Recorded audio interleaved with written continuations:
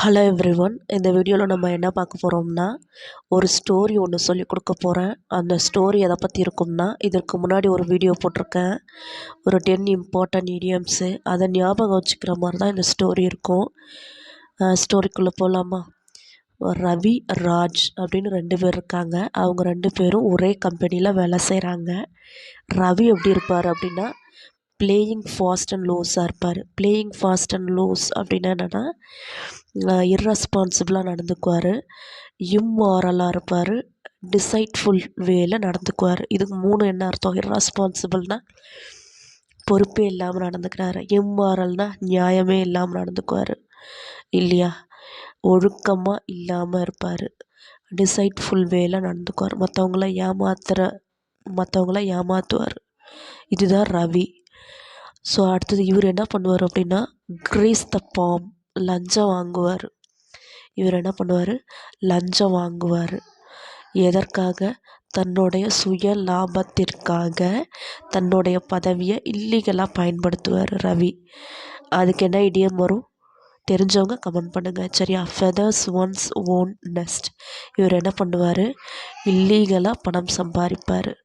இவர் லஞ்சம் வாங்குவார் தன்னுடைய சுய லாபத்துக்காக, ஓகேவா? தன்னுடைய பதவியை இல்லீகலாக பயன்படுத்துவார், நேர்மையற்ற வழியில் பணம் சம்பாதிப்பார், ஓகேவா? ஓகே.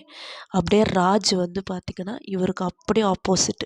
இவர் எப்படி இருப்பார் அப்படின்னா, நெவர் புல் அ ஃபாஸ்ட் ஒன். அதாவது இவர் யாருக்கிட்டேயும் ஏமாற மாட்டார். ராஜ் பொறுத்தவரையில் இவர் யாருக்கிட்டேயும் ஏமாற மாட்டார். அதுக்கப்புறம் இவர் வந்து பார்த்திங்கன்னா ஒரு மேன் ஆஃப் லெட்டர். இவர் வந்து ஒரு மேன் ஆஃப் லெட்டர்.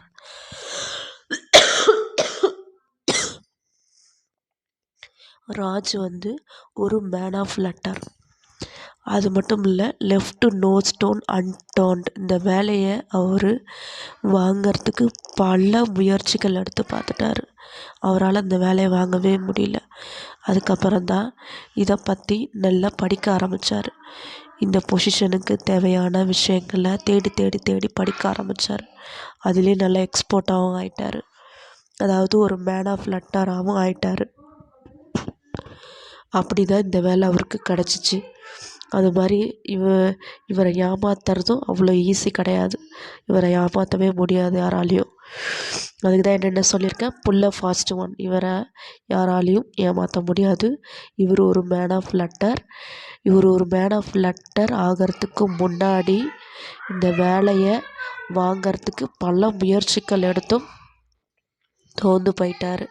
அதுக்கு என்ன சொல்லுவாங்க, லெஃப்ட் நோ ஸ்டோன் அன்டர்ன். தன்னால் முடிஞ்ச எல்லா எஃபோர்ட்டும் போட்டு பார்த்தாரு. அதுதான் லெஃப்ட் நோ ஸ்டோன் அன்டர்ன். இந்த வேலை வாங்கிறதுக்கு அத்தனை முயற்சிகளையும் எடுத்து பார்த்தாரு. ஆனால் கடைசியில் தோந்து போயிட்டார். அதுக்கப்புறம் தான் இதை பற்றி ரிசர்ச் ஒர்க் பண்ணி நல்லா தெளிவாக ஒரு 10 வருஷம் உட்காந்து நல்லா படிச்சுட்டு அதுக்கப்புறம்தான் இந்த வேலையை அவருக்கு நல்லா கிடச்சிச்சு, சரியா? அதனால் இந்த விஷயத்தில், இவர் படித்த விஷயத்தில் இவரை யாராலையும் ஏமாற்ற முடியாது. அதான் புல் அ ஃபாஸ்ட் ஒன். இவர் ஒரு மேன் ஆஃப் லெட்டர். அப்புறம் கொஞ்ச நாள் கழிச்சு, பல மாதங்கள் கழிச்சு, இவங்களோட கம்பெனி ஒரு பெரிய லாஸை சந்திச்சிச்சு. அந்த டைமில் மேனேஜ்மெண்ட் ஒரு முடிவு பண்ணாங்க. என்ன அப்படின்னா, எம்ப்ளாயீஸ்கிட்ட நேரடியாக பேசுனாங்க. என்ன அப்படின்னா, நம்ம கம்பெனி இன்னும் கொஞ்ச நாளில் தலைக்கீழே கவிழ போகுது. அதாவது என்னென்னா, டர்ன் டர்ட்டில் அப்படின்னா அது தலைக்கீழே கவிழ போகுது. ஸோ எங்களால் வந்து உங்கள் கம்பெனி ரொம்ப லாஸில் போயிட்டுருக்கு. அதனால் உங்களுக்கு சேலரி கொடுக்க முடியாத நிலையில் இருக்கும்.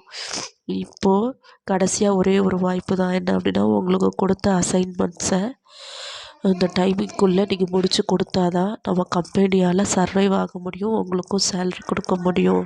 இது எல்லாம் உங்கள் கையில் தான் இருக்குது அப்படின்ட்டு மேனேஜ்மெண்ட் வந்து எம்ப்ளாயீஸ்கிட்ட சொல்கிறாங்க, ஓகேவா? இது எல்லாத்தையும் புரிஞ்சுக்கிட்டு எம்ப்ளாயீஸ் அவங்கவுங்க டாஸ்க்கை செய்ய ஆரம்பிச்சிட்டாங்க.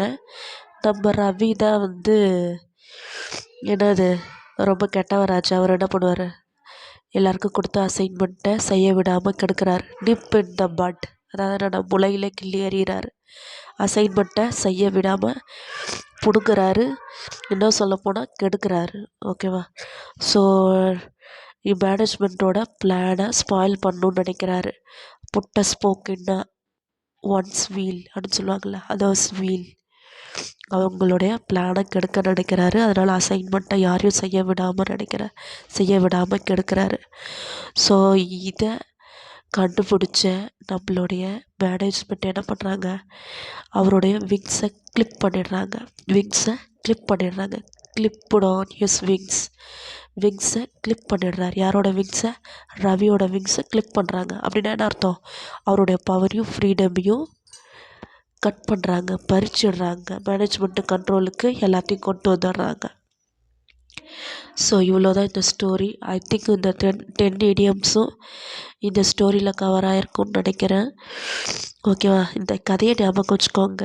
அது மாதிரி இந்த இடியம்ஸும் மறக்காது, அதற்கான மீனிங்ஸும் மறக்காது. ரவி, ராஜ் இவங்க 2 பேரை வச்சு தான் இந்த கதையே இருக்குது. சரியா? இந்த வீடியோ உங்களுக்கு பிடிச்சிருந்துச்சுன்னா ஒரு லைக் பண்ணிக்கோங்க. தேங்க்யூ ஃபார் வாட்சிங் திஸ் வீடியோ.